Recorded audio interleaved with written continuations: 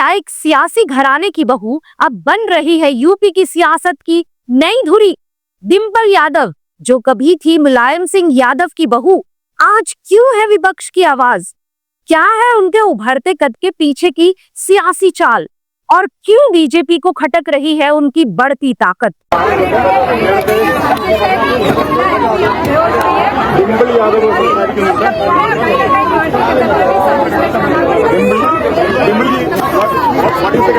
आइए सिलसिलेवार तरीके से इसको समझते हैं। आज हम बात करेंगे उस शख्सियत की जिसने यूपी की सियासत में एक नया रंग भरा है, डिंपल यादव। लेकिन पहले आइए कुछ सवाल उठाते हैं जिनके जवाब हम इस वीडियो में खोजेंगे। क्या डिंपल यादव सिर्फ अखिलेश की पत्नी और मुलायम सिंह यादव की बहू है, या अब वो सपा की नई ताकत बन रही है? संसद में उनकी तीखी आवाज और बिहार के वोटर लिस्ट विवाद में उनकी भूमिका के पीछे क्या सियासी मकसद है?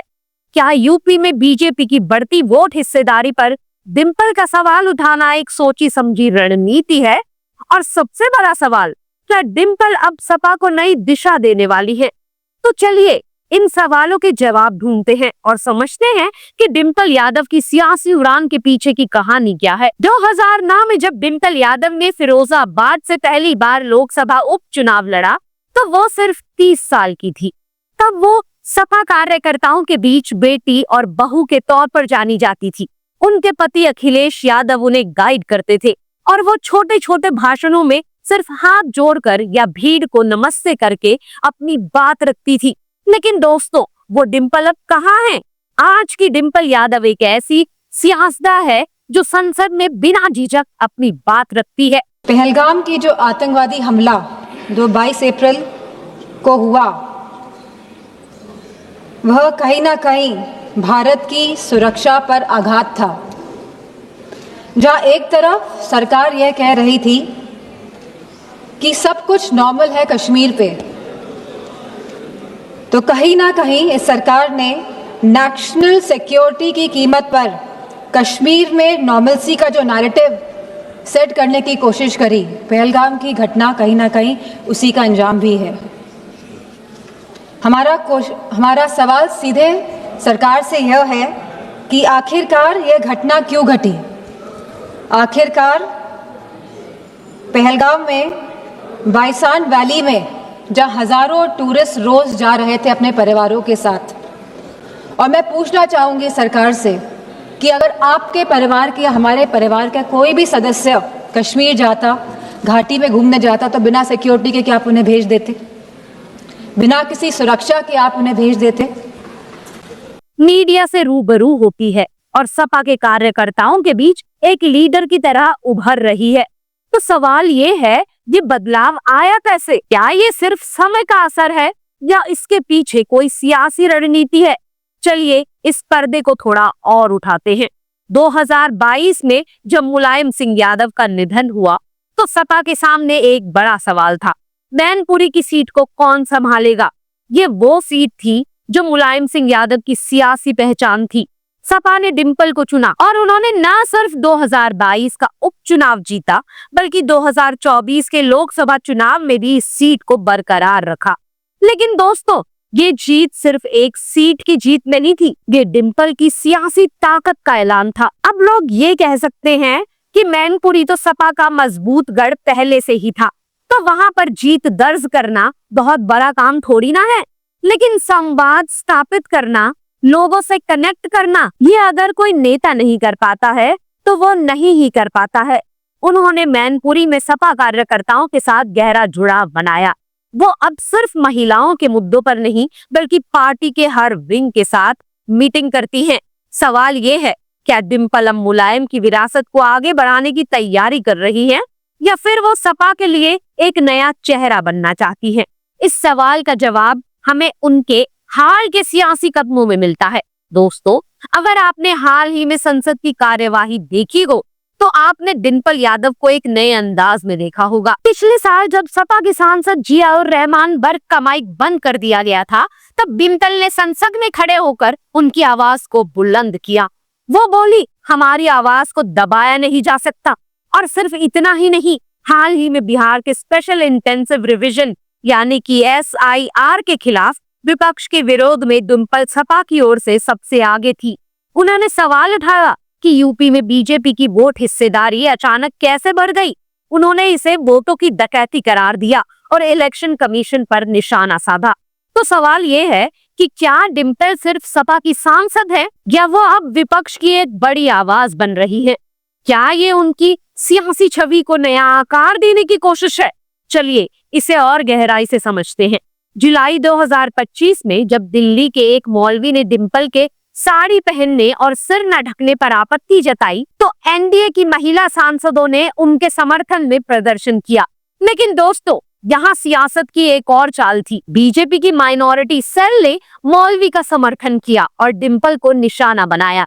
लेकिन डिंपल ने इस मौके को गंवाया नहीं।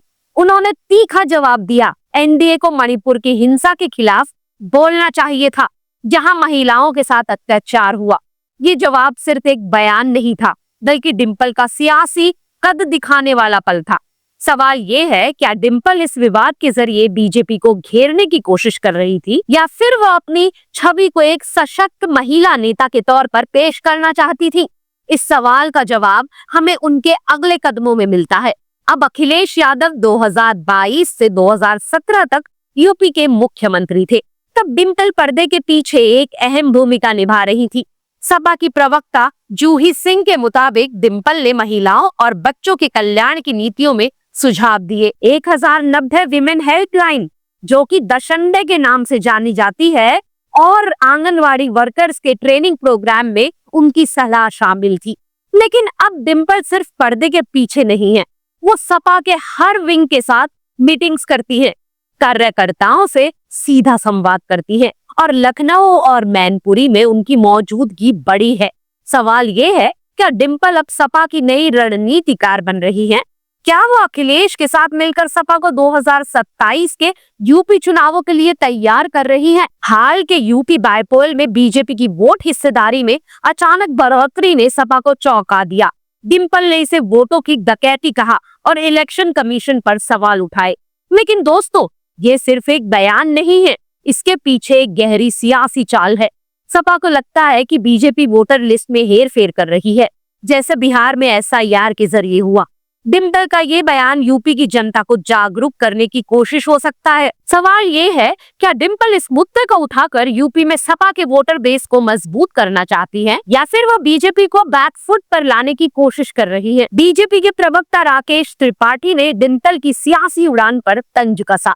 उन्होंने कहा कि डिंपल की पहचान सिर्फ मुलायम परिवार की बहू की नहीं और उनका जनता से कोई सीधा जुड़ाव नहीं है। लेकिन दोस्तों, क्या ये सच है? डिंपल ने मैनपुरी में कार्यकर्ताओं के साथ गहरा रिश्ता बनाया है।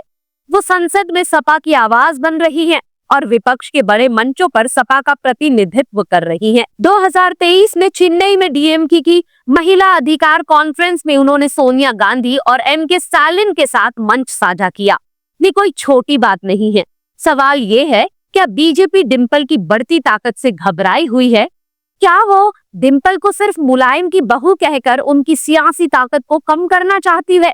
दोस्तों, अब बात करते हैं इस सियासी कहानी के सबसे बड़े सवाल की। डिंपल के इस उभरते कद का सियासत में क्या मतलब है? क्या ये सिर्फ एक संसद की निजी उड़ान है या इसके पीछे सपा की कोई बड़ी रणनीति है? मेरी नजर में डिंपल का ये नया अवतार सपा के लिए एक गेम चेंजर हो सकता है। पहला, वो सपा को यूपी में महिलाओं और युवाओं के बीच एक नया चेहरा दे रही है। दूसरा, बिहार SIR जैसे मुद्दों पर उनकी तीखी आवाज सपा को विपक्ष की अगुवाई करने का मौका दे रही है। तीसरा, 2027 के यूपी चुनावों में सपा को बीजेपी के खिलाफ एक मजबूत चेहरा चाहिए और डिंपल वो चेहरा बन सकती है। लेकिन सवाल ये है, क्या बीजेपी इसे चुपचाप देखेगी या फिर वो डिंपल को निशाना बनाने की रणनीति बनाएगी?